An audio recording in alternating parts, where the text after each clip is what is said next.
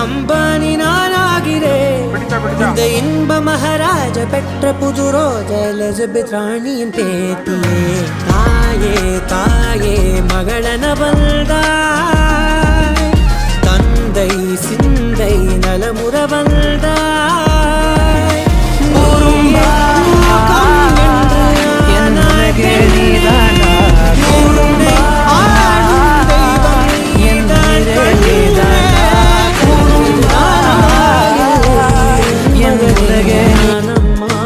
தாயே தாயே மகளன வந்தாய், தந்தை சிந்தை நலமுற வந்தாய்.